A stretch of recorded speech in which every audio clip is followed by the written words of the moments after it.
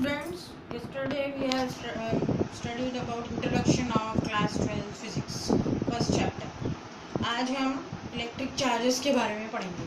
Electric charges की discovery कैसे हुई और किस मेथड से उसकी डिस्कवरी की गई और कितने टाइप के चार्जेस होते हैं और उनकी प्रॉपर्टीज़ क्या होती हैं।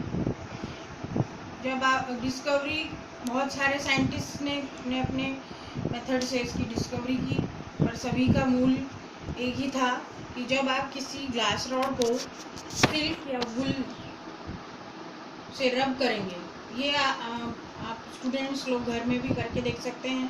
जैसे आप अपनी कंघी को या कॉम को किसी चीज़ पे घिसेंगे या सर पे घिसेंगे तो वो आप उससे कागज़ के बिट्स ऑफ पेपर को आप उससे उठा सकते हैं।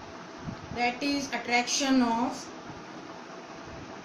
To different things.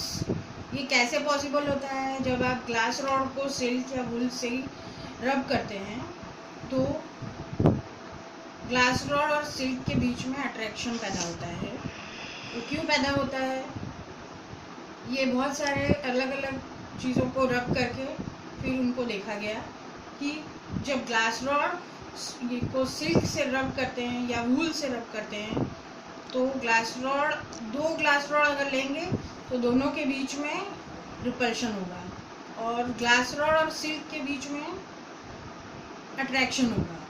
तो साइंटिस्ट इस कंक्लूजन पर पहुँचे कि दोनों के बीच में दो टाइप के चार्जेस होने चाहिए, एक पॉजिटिव और एक नेगेटिव।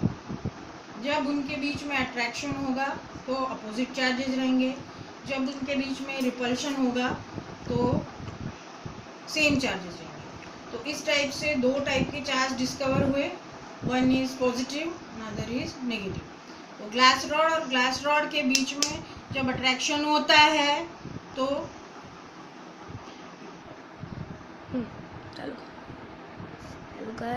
इस तरह से दो चार्ज डिस्कवर हुए, पॉजिटिव और नेगेटिव। पॉजिटिव चार्ज उनकी अलग अलग प्रॉपर्टीज़ थी, जैसे हमने पहली क्लास में भी पढ़ चुके हैं। एडिटिविटी ऑफ चार्जेस और क्वांटाइजेशन ऑफ चार्जेस। मतलब आप रब करते हैं तो क्या प्रोसीजर होता है, एक ऑब्जेक्ट्स के नेगेटिव चार्ज दूसरे ऑब्जेक्ट में चले जाते हैं, उससे एक ऑब्जेक्ट जो है वो नेगेटिवली चार्ज हो जाता है और दूसरा ऑब्जेक्ट जो है वो पॉजिटिवली चार्ज हो जाता है। तो इस तरह से पॉजिटिव और नेगेटिव चार्ज बनते हैं। फिर उनकी प्रॉपर्टीज़ होती हैं कि आप किसी भी एलिमेंट के चार्जेस कितने हैं उनको ऐड कर सकते हैं। Q = Q1 + Q2 + Q3। You can add up the charges. Charge का उन्होंने सिंबल दिया, that is capital Q। Charge actually means what? It means number of electrons, because number of electrons ही जब इधर से उधर जाते हैं तो डिफरेंस ऑफ चार्जेस डेवलप होता है। That's why we have to calculate only the number of electrons. So number of electrons means charge Q। अब इसको इधर से उधर ट्रांसफ़र हो रहे हैं तो उनको हमें गिनना होगा। गिनने के लिए उसकी कुछ वैल्यूज़ देनी पड़ेंगी। एक इलेक्ट्रॉन की वैल्यू हमने कल के नोट्स में पढ़ा था कि 1.6 × 10⁻⁻19 होती है। तो उसी तरह से कितने इलेक्ट्रॉन्स पास होंगे टोटल एक बार में, उसका चार्ज होगा Q = Ne।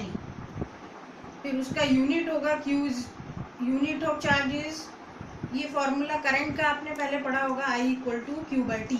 That is 1 ampere = 1 coulomb by 1 second, where 1 coulomb is the unit of charge Q।